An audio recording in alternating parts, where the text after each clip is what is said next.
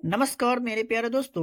तो स्वागत है आप सभी को फिर से एक नए क्लास की वीडियो में। तो आज जो हम लोग देखने वाले हैं एसएससी जीडी का जो एग्जाम शुरू होने वाला है 4 फरवरी से, उसके लिए काफी महत्वपूर्ण प्रश्न का प्रैक्टिस सेट हम लोग करने वाले हैं। तो आप वीडियो को बगैर स्किप किए हुए पूरा जरूर देखिएगा, क्योंकि एक एक प्रश्न जो है आपके एग्जाम के दृष्टिकोण से बहुत ही ज्यादा महत्वपूर्ण है। और यहाँ से प्रश्न आपको अपने एग्जाम में देखने को जरूर मिलेंगे। बात करें पहला प्रश्न का, तो आज का पहला प्रश्न है कि भारतीय संविधान सभा ने संविधान कब अपनाया था। तो अगर आपको किसी भी प्रश्न का आंसर पहले से याद हो तो कमेंट बॉक्स में जरूर बताइएगा। तो इसका सही जवाब की अगर बात करें तो भारतीय संविधान सभा ने संविधान को 26 नवंबर 1949 को अपनाया था। और इसे लागू कब किया गया, तो 26 जनवरी 1950 को। इसे आप याद रखेंगे। बात करिए दूसरे प्रश्न का, तो आज का जो दूसरा प्रश्न है यह है कि संविधान सभा की मसौदा समिति के अध्यक्ष कौन थे। तो संविधान सभा की मसौदा समिति के अध्यक्ष निम्नलिखित में से कौन थे। तो डॉक्टर बी आर अम्बेडकर यानी डॉक्टर भीमराव अंबेडकर भारतीय संविधान सभा की मसौदा समिति के अध्यक्ष थे। तो इसे भी आप याद रखेंगे। वहीं बात करिए 3 नंबर प्रश्न का, तो हमारा अगला प्रश्न है कि महात्मा गांधी दक्षिण अफ्रीका से भारत कब लौटे थे। तो महात्मा गांधी दक्षिण अफ्रीका से भारत जो है कब वापस आए थे, तो जनवरी 1915 में महात्मा गांधी दक्षिण अफ्रीका से भारत लौटे थे। तो दक्षिण अफ्रीका कब गए थे, तो 1893 में। ये भी आप याद रखेंगे। देख लेते हैं अगले प्रश्न को। तो हमारा दूसरा प्रश्न है कि बनारस हिंदू विश्वविद्यालय की स्थापना किसने की थी। तो बनारस हिंदू विश्वविद्यालय की स्थापना की अगर बात करें तो पंडित मदन मोहन मालवीय के द्वारा बनारस हिंदू विश्वविद्यालय की स्थापना की गई थी। मेरे प्यारे दोस्तों, आप यहाँ तक आ गए और अभी तक वीडियो को लाइक नहीं किए तो वीडियो को लाइक करिए। चैनल पर पहली बार विजिट कर रहे हैं तो चैनल को भी सब्सक्राइब करके बेल आइकन को प्रेस जरूर कर लीजिएगा, क्योंकि यहाँ आपको काफी महत्वपूर्ण प्रश्न बताए जा रहे हैं, पढ़ाए जा रहे हैं, और यहाँ से प्रश्न आपको अपने एग्जाम में देखने को जरूर मिलेंगे। दूसरा प्रश्न है कि भारत में वर्ष 1919 में होने वाली कौन सी एक बड़ी घटना थी दिए गए ऑप्शन में से। तो इसका सही जवाब होगा जलियांवाला बाग नरसंहार जो है 13 अप्रैल 1919 को हुआ था। तो इसका सही जवाब हो जाएगा option number B. I hope कि आपको समझ में आ गया होगा। वहीं दूसरे प्रश्न की अगर बात करें तो खिलाफत आंदोलन किसने शुरू किया था। तो खिलाफत आंदोलन किसने शुरू किया था, यहाँ पर आप बिल्कुल भी कंफ्यूज नहीं होंगे। सही जवाब होगा मोहम्मद अली और शौकत अली खिलाफत आंदोलन शुरू किए थे कब, 1919 में। इसे आप याद रखेंगे। बात कर ले दूसरे प्रश्न का, तो अगला प्रश्न है कि कौन विदेशी भूमि पर तिरंगा फहराने वाला पहला भारतीय था। कौन विदेशी भूमि पर तिरंगा फहराने वाले पहला भारतीय था निम्नलिखित में से। तो भिखाजी कामा जो है सो विदेशी भूमि पर तिरंगा फहराने वाले पहले भारतीय महिला थे, याद रखेंगे। बात करें दूसरे प्रश्न का, तो भारत में कम्युनिस्ट पार्टी का गठन किस वर्ष हुआ था। तो भारत में कम्युनिस्ट पार्टी का गठन वर्ष 1925 में किया गया था। 4 फरवरी 1928 को बारडोली सत्याग्रह का शुभारंभ किसने किया था। यहाँ पर भी बहुत लोग कंफ्यूज हो जाते हैं, तो इसका सही उत्तर आप लोग याद रखिएगा, बिल्कुल भी कंफ्यूज नहीं होना है। 4 फरवरी 1928 को बारडोली सत्याग्रह का शुभारंभ वल्लभ भाई पटेल ने किया था, याद रखिएगा। ठीक है, यहाँ पर लोग महात्मा गांधी टिक कर देते जो कि गलत हो जाता है। ठीक है, याद रखिएगा, इसका सही जवाब हो जाएगा सरदार वल्लभ भाई पटेल। आई होप कि आप समझ गए होंगे। दूसरा प्रश्न है कि भगत सिंह, सुखदेव और राजगुरु को कब मौत की सजा सुनाई गई थी। यहाँ पर भी बिल्कुल भी कंफ्यूज नहीं होना है, प्रश्न को सही से पढ़ करके इसका सही जवाब देंगे। यहाँ आपसे पूछा जा रहा है कि भगत सिंह, सुखदेव और राजकुमार को मौत की सजा सुनाई गई थी कब, ये पूछा जा रहा है। तो इसका सही उत्तर होगा 7 अक्टूबर 1930 को जो है सो मौत की सजा सुनाई गई थी। और मौत की सजा दी कब गई थी, इसे आप याद रखेंगे, तो 23 मार्च 1931 को।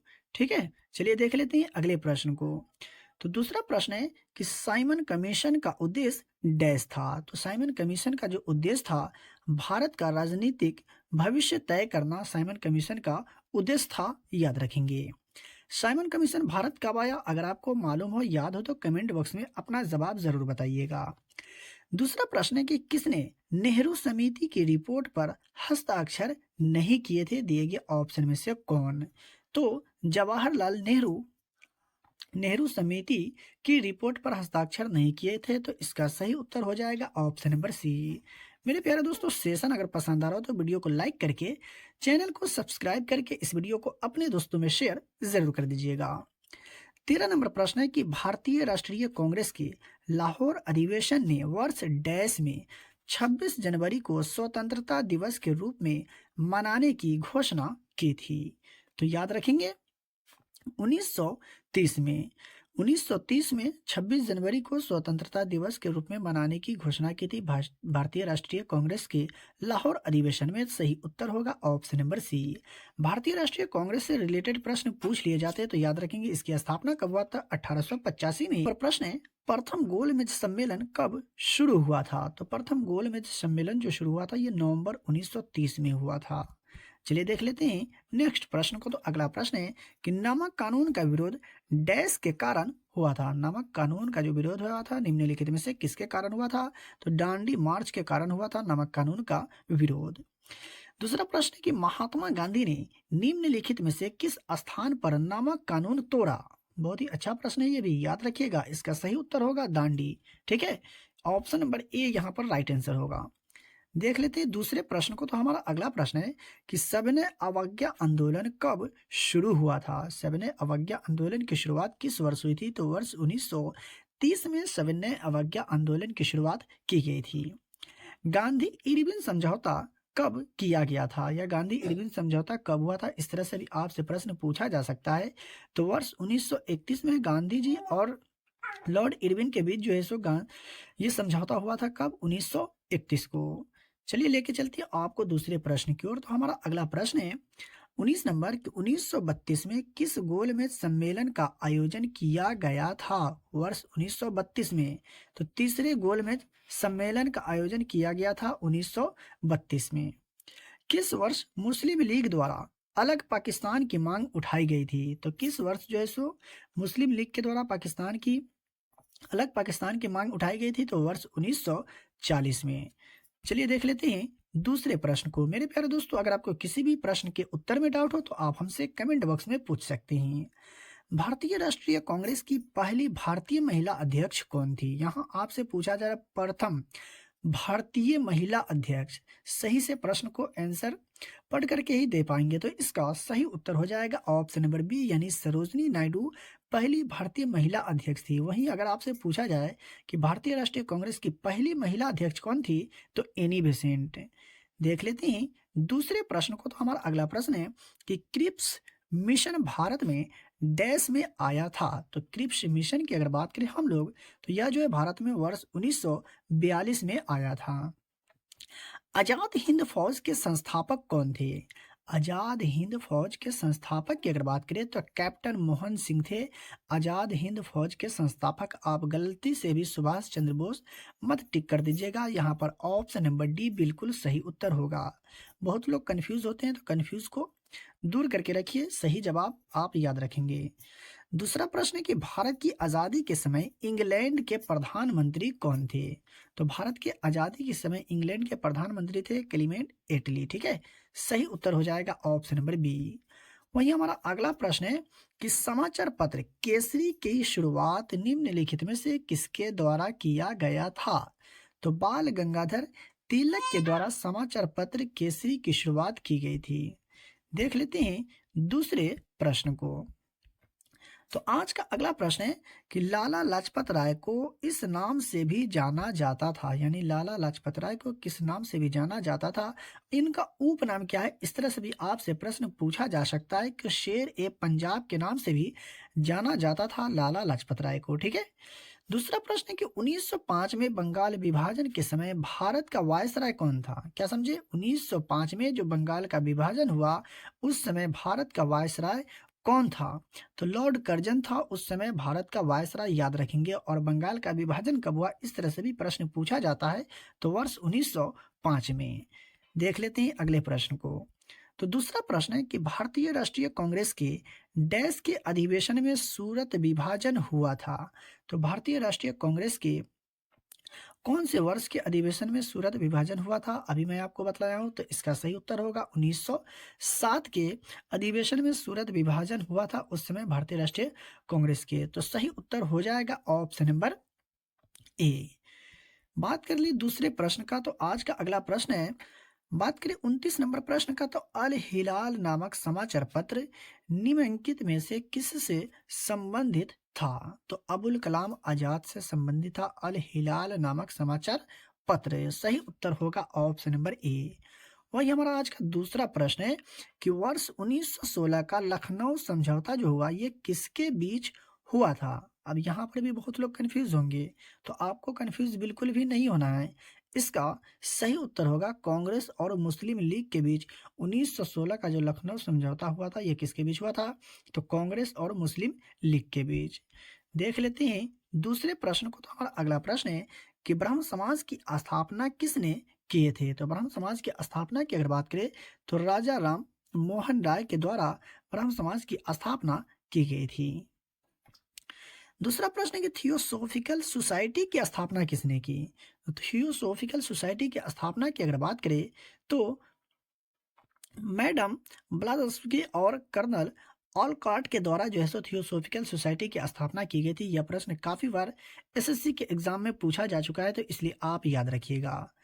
दूसरा प्रश्न है कि ब्रिटिश द्वारा भारत में मुक्त व्यापार नीति कब लागू किया गया था? तो ब्रिटिश के द्वारा भारत में मुक्त व्यापार नीति की अगर बात करें, तो ये कब लागू किया गया था? तो 1813 में।